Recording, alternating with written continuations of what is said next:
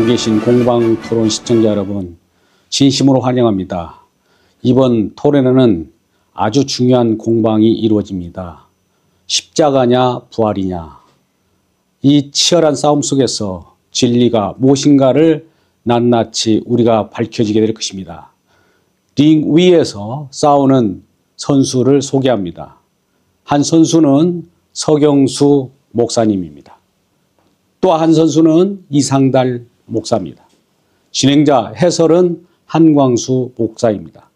여러분들 많이 참여해 주셔서 응원해 주시고 이 진리 공방 가운데 진정한 복음이 한국 강단의 진리의 공방이 이루어질 때 우리 모두 응원하고 함께 동참해 주시기를 간곡히 바랍니다. 참여할 자는 누구입니까? 바로 당신입니다. 안녕하세요. 반갑습니다. 저는 전 개그맨 출신 최형만 목사입니다. 이번에 언약 본국 그 중에 제일 꽃은 십자가 부활입니다. 이야, 이게 또 공방 토론회가 열린다니까 기대가 됩니다. 십자가 부활, 복음의 꽃입니다. 여러분 많은 참석. 이 자리에 오신 분들 진심으로 환영합니다.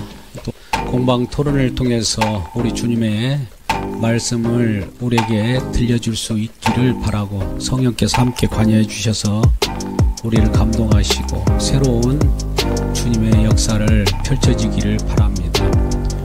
오늘 또 주님께서 허락하신 내용대로 발제를 하시는 우리 목사님들 잘 보호하여 주시고 또 공방이 벌어질 때마다 우리 주님께서 저와 여러분을 도우실 것입니다. 함께 해주셔서 감사합니다. 시작하겠습니다.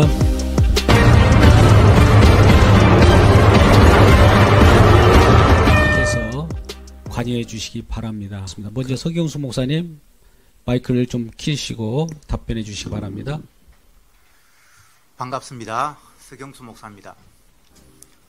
부활이냐 십자가냐 부활이냐 이런 제목을 가지고 신학 토론을 하도록 제게 한 목사님이 요구를 하셔서 기쁜 마음으로 왔습니다.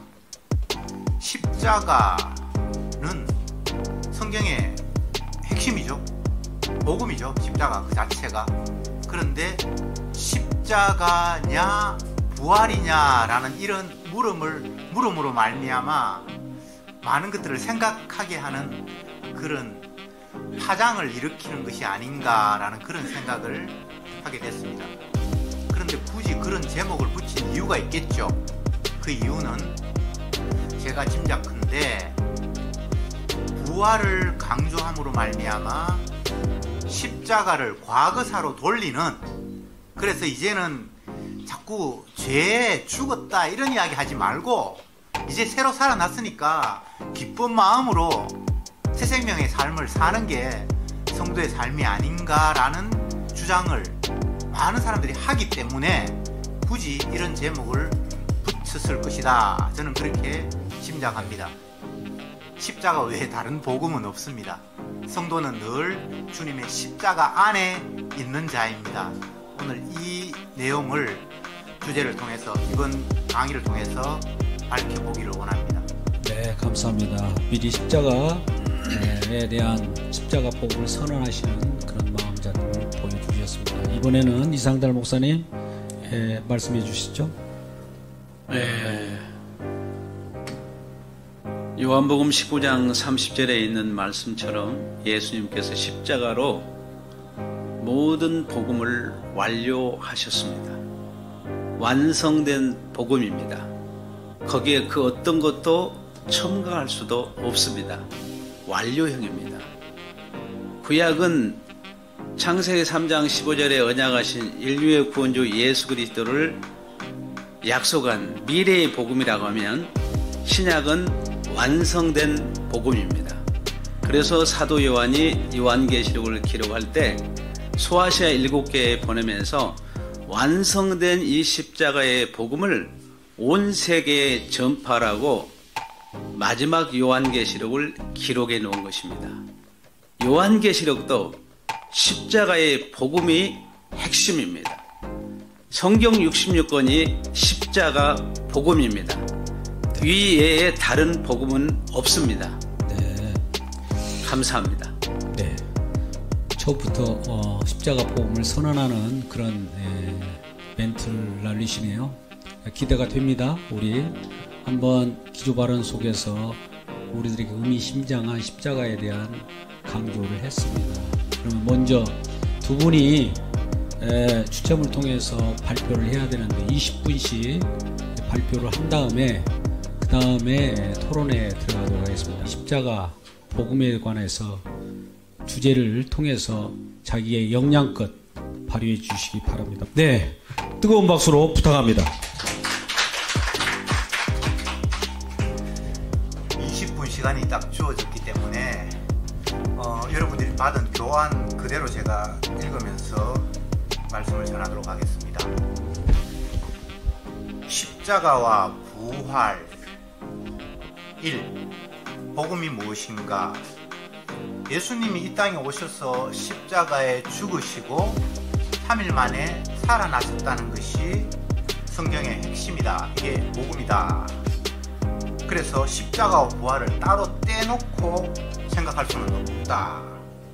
즉 십자가 죽음 없는 부활은 있을 수가 없고 부활 없는 십자가는 무의미한 것이다. 이렇게 제가 첫 번째 주제로 복음이 무엇인가를 정리를 했습니다. 그 다음 십자가인가 부활인가, 이번 토론의 주제죠. 이 질문은 적합하지 않다. 하지만 이런 질문을 하는 이유가 있다. 그것은 복음을 해방하려는 사단의 무리들이 엉터리 부활을 강조하면서 십자가 복음을 가리려는 수작을 부리기 때문이다. 그러니까 이들은 예수님의 십자가의 죽으심 그리고 자기 백성의 죄를 담당하심보다는 본인이 부활했다, 나 새로운 존재가 되었다라는 것에 관심을 기울이고, 그렇기 때문에 부활을 강조한다. 그래서 예수님의 부활에 대해서는 관심도 없고 내가 부활했다는 쪽으로 주장한다. 이게 굳이 십자가이냐 부활이냐라는 제목을 가지고 신학 토론을 하는 이유라고 저는 생각했습니다. 로마서 14장 8절에 보면 사나 죽으나 우리는 주의 것이다 라고 얘기했는데, 내가 살았다 죽었다가 중요한 게 아니라 예수님이 중요하죠.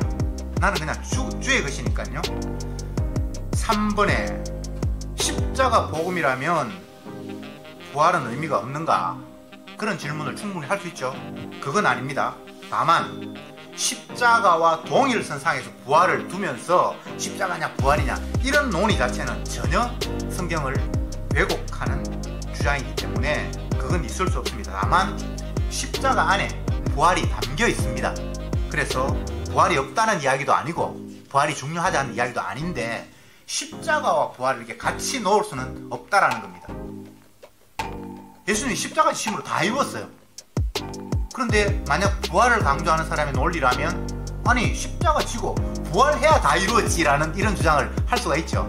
그러나 그것은 말이 안 되는 것이, 십자가 안에 부활이 포함되어 있기 때문에 십자가 짐으로 말미암아 다 이루심이 틀림없습니다. 그런데 십자가를 젖혀두고 부활을 지나치게 강조하는 사람들의 그 논조들, 그런 이유들을 따지고 보면 결국은 십자가가 듣기 싫은 겁니다. 왜냐하면 하나님을 인간이 죽인 사건이 십자가죠. 그리고 십자가 앞에 서면 우리는 다 살인자가 됩니다. 너도 나도 가릴 것 없이 다 살인자가 되는 거예요. 예수님이 재판을 받으실 때에 로마의 그 통치자에게까지 끌고 가서 예수님을 재판하죠. 그 이유를 설명하면서 우리에게는 사람을 죽일 권한이 없다. 그러니까 당신들 앞에 심판받아서 우리를 죽이겠다. 근데 사실 서대반 죽일 때 내가 죽여버렸거든요. 맞잖아요. 그러니까 그게 다 핑계거든요. 주님이 모든 사람들에 의해서 죽임 당해야 되기 때문에 유대인들에 의해서 스데반처럼 돌 맞아 죽는 것이 아니라 유대인들이 예수님을 팔아 넘겼고 또 로마인들이 나름대로 법에 의해서 예수님을 죽임으로 말미암아 이 땅의 모든 인류가 예수님을 죽이는 꼴이 되도록 주님께서 만드셨습니다. 그런데 부활을 강조하는 사람들은 십자가 이야기 이제 좀 지루하다. 이제는 십자가 이후에 주님께서 다시 살아나셨고 부활하셨기 때문에, 우리 성도도 부활했기 때문에 그 새 생명의 삶을 즐기고 전하고 해야지 날마다 죄 타령하냐. 이게 부활을 강조하는 사람들의 논리거든요. 그렇게 되어버리면 예수님의 십자가가 이제 과거사가 되어버리고 지난 일이 되어버리는 거예요. 그건 전혀 말이 안 됩니다. 고린도 후서 4장 10절을 제가 한번 읽어볼게요. 십자가가 결코 과거사로 지나버릴 것이 아니라는 이야기들을 잘 설명한 구절이 고린도 후서 4장 10절입니다. 우리가 항상 예수 죽인 것을 몸에 짊어지면 예수님의 생명도 우리 몸에 나타나게 하려 함이니라. 우리가 항상 예수 죽인 것을 몸에 짊어진대요. 무슨 말인지 이해가 되십니까? 과거사 아닙니다. 예수 죽인 걸 우리가 몸에 짊어질 수밖에 없도록 성령님께서 우리에게 너 예수님을 죽인 자야, 네가 바로 예수님을 살인한 자야, 이것들을 성령께서 우리에게 몸에 짊어지게 하셨습니다. 왜? 예수님의 생명이 그 안에서 우리 몸에서 나타나게 하기 위한 방법이, 그 방법 말고는 다른 방법이 없는 거예요.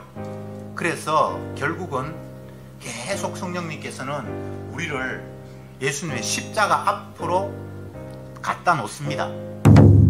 그래서 사도 바울은 나는 너희가 예수 그리스도가 그의 십자가에 못 박힌 것 외에는 아무것도 알지 않기를 원한다, 그렇게 이야기를 했죠. 십자가, 참 인간적인 입장에서는 그리끼는 소리입니다. 유대인에게는 그리끼는 거고 헬라인에게는 미련한 것이다, 이렇게 이야기를 하고 있죠. 그리낀다는 것은 자기들이 예수님을 죽였으니까 살인자가 되는 게 너무나 이게 그리끼는 내용이고, 미련한 것, 헬라인들에게 미련한다 그러는 것은 뭐 여러 가지 이유가 있겠지만 하나님의 아들이라는 예수님이 자기 백성의 죄를 담당하고 죽어서 자기 백성의 죄가 용서됐다라는 이런 논리가 인간적인 사고방식에 의해서는 굉장히 이게 어리석은 거예요. 내가 죄를 지었는데 왜 다른 사람이 죄를 담당해가 내 죄가 사해졌단 말인가, 이건 말이 안 된다라는 그런 생각이 헬라인에게 있었고, 그래서 십자가가 진리인데 그 십자가 진리를 이야기할 때 그들에게는 어리석게 들린 거예요. 야, 그거 말도 안 돼. 그런데 사도 바울이 뭐라고 합니까? 유대인에게는 그리끼는 것이고 헬라인에게는 어리석은 거로 들리는데 정작 구원을 얻는 하나님의 백성들에게는 그게 유일한 능력이다, 구원 얻는 능력이다, 그렇게 말했죠. 그래서 사도 바울이 하는 이야기가, 나는 예수 그리스도의 십자가 외에 다른 건 내가 말할 이유가 없다. 너희들이 생각하는 그 그리끼는 것, 또 어리석은 것, 나 그거 계속해서 이야기할 거야 라고 하면서 십자가 외에는 내가 다른 자랑을 할 이유가 없다 라고 하면서 한쪽 측면, 다른 측면에서 뭐라고 이야기하는가 하면 십자가 외에 다른 거 다 배설물이다, 똥오줌이다, 이렇게 그냥 다 무가치함으로, 의미 없음으로 다 쓸어버렸죠. 그 배설물 가운데는 사도 바울이 인간적인 자랑을 할 때에 나는 유대인으로 태어났고 바리새인이고 율법의 의로는 흠이 없고 뭐 가말리엘 문화에서 배웠고 자랑할 게 엄청나게 많습니다. 그러나 그 십자가 앞에서 그거 다 똥오줌이야, 배설물이야 라고 한마디로 주님의 십자가 외에 모두를 다 의미 없음으로 돌려버렸습니다.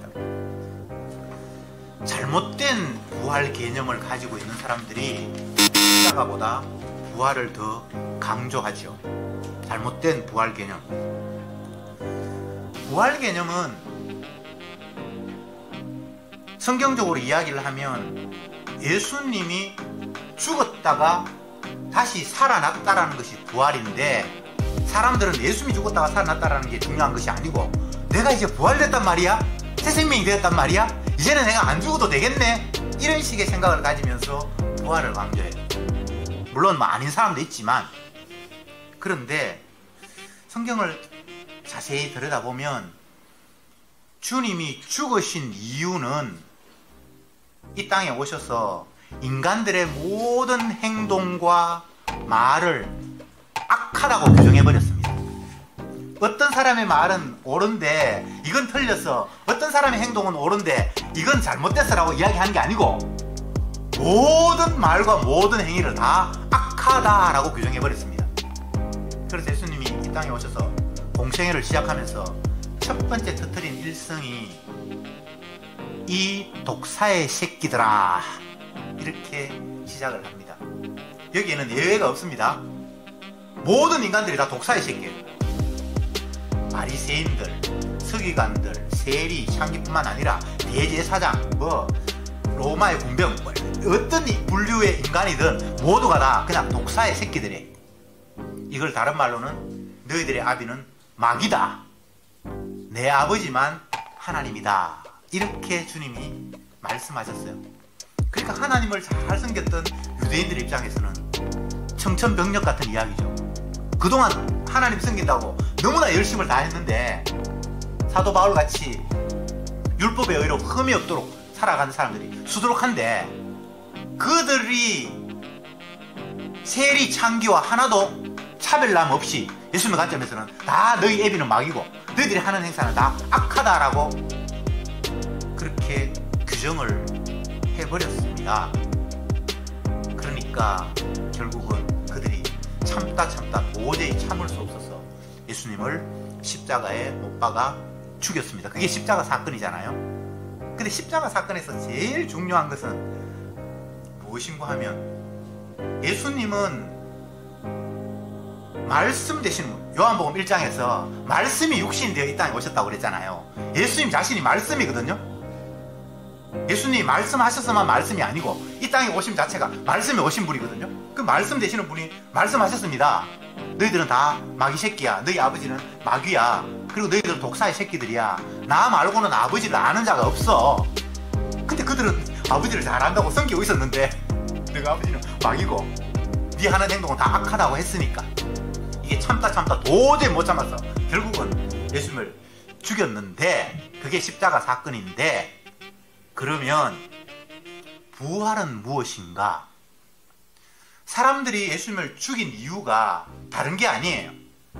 예수님이 다른 사람들을 해코지했거나 아니면 큰 위험 요소거나 여러 가지 이 세상에서 사람을 죽여야 될 이유가, 법적으로 죽여야 될 이유가 여러 가지가 있죠. 그런데 예수님은 그런 해당 사항과는 보통 이 세상의 법정에서 어떤 사람을 사형으로 판도하는 그런 보편적인 그런 류와는 전혀 다른 이유로 예수님을 죽였는데, 그것이 무엇인가 하면 말씀 되시는 분이 말씀을 전했는데 인간들은 그 말씀이 너무나 듣기 싫은 거예요. 그래서 그 입 다물라, 더 이상 그 이야기 하기 싫어, 그 소리 듣기 싫어 하면서 예수님을 죽였습니다. 그러니까 복음이 듣기 싫은 거예요. 예수님의 말씀이 말씀 그 자체인데 그 말씀 그 자체를 막아버리면서 더 이상 그 말이 울려 나오지 않도록 봉쇄한 그것이 십자가 사건이었습니다. 그러면 부활은 무엇인가? 여기에서 성경이 이야기하는 부활의 의미가 이제 밝혀집니다. 사람들은 듣기 싫어서 그 말 이제 도저히 용납할 수 없어서 죽여버렸습니다. 근데 주님이 3일 만에 다시 살아나셨어요.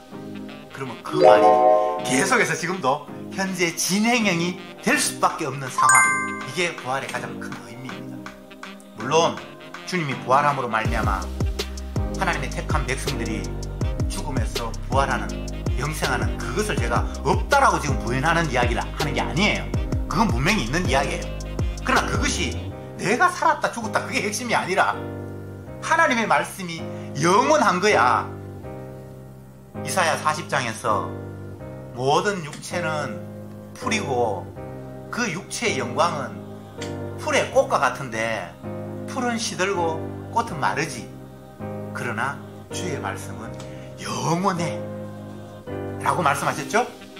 그래서 사람들은 주님의 말씀이 영원한 것도 싫고 말씀 되시는 분이 계속해서 말씀을 내뱉는데 도저히 들을 수 없어서 내 하는 행동, 말하는 것 모두가 다 악하다고 규정을 하니까 난 열심히 했는데도 불구하고 1회 2번 금식하고 하루에 3번 기도하고 11조하고 구제하고 그게 악이야 라고 주님께서 이야기하니까 그들의 입장에서는 세리 창기는 악하다고 할 수 있는데 나는 악한 거 아닌데 저 사람이 나마저도 도매금으로 넘기네?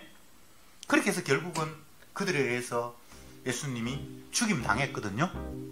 그러니까 부활의 의미는 너희들이 내 말을 듣기 싫어서 영원히 내 말을 없애기 위해서 덮어버리려고 했지, 내 말은 없어지지 않아 라는 의미가 부활 속에 가장 핵심으로 담겨 있단 말이죠. 이사야 40장의 이야기처럼 내 말은 이 땅에 있는 모든 필요세계는 있다가 사라져버릴 것인데 내 말은 영원해, 이건 변할 수가 없어, 바뀌지 않아 라는 것이 주님이 죽음에서 살아나심으로 말미암아 왕왕왕 울리는 메시지의 핵심이라고 제가 말씀을 드리는 겁니다. 여러분,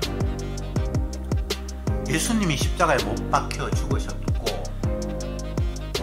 그리고 부활하신 후에 이제 자기들과 함께 하셨던 제자들, 무리들을 떠나가시면서 하시는 말씀이, 내가 이제 너희들 떠나가는데 내가 너희들 곁에 없다고 염려하지 마라.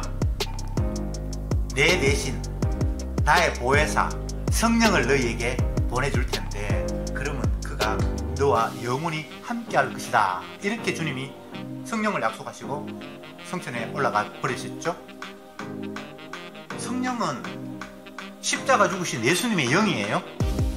그 성령이 하시는 일은 예수님의 십자가의 의미를 계속해서 되새기게 하시는 일들을 성령이 하세요. 성령을 오해하는 사람들은 성령이 임하면 능력을 받는다 그렇게 하니까 뭐 슈퍼맨이 되는 것처럼 그렇게 생각을 하는데 그 이야기가 아니라 우리를 십자가 지신 예수님 앞으로 푸시하는, 밀어대는, 그 십자가 앞에 세우는 일이 성령의 일이에요. 그래서 성령이 임하면 요한복음에 의하면 죄에 대해서, 심판에 대해서, 의에 대해서 너희를 책망할 것이다 이렇게 이야기하죠. 성령이 임해서, 그 능력이 임했는데 그 능력이 임해서 내가 놀라운 능력을 행하는 것이 아니라 네가 생각하는 죄, 네가 생각하는 의, 네가 생각하는 심판, 그거 잘못됐어, 그거 엉터리야 라고 책망한다라고 말씀을 하셨어요. 그러니까 인간들은 다 엉터리예요. 선악과 따먹어서 선악적인 개념으로 모든 것들을 이해하고 받아들이는 그런 오류에 빠져 있어요. 그 성령이 임하면 그건 요거 잘못됐어, 요거 잘못됐어, 요거 잘못됐어 하면서 그 잘못됨을 어디로 돌이키는가 하면 십자가 앞으로 돌이키는 거예요. 죄가 뭐냐? 우리는 윤리도덕적으로 잘못하거나 남들을 해코지하거나 이런 걸 죄라고 생각을 하는데 성령이 우리에게 깨우쳐서 너 그 죄 개념은 그거 죄 아니야. 뭐가 죄인데요? 예수님을 믿지 않는 게 죄래요. 그럼 의는 뭔데? 내가 착하고 상 받으면 의지, 그게 아니라는 거예요. 뭐가 의인데? 예수님이 다시 살아나셨어, 의래요.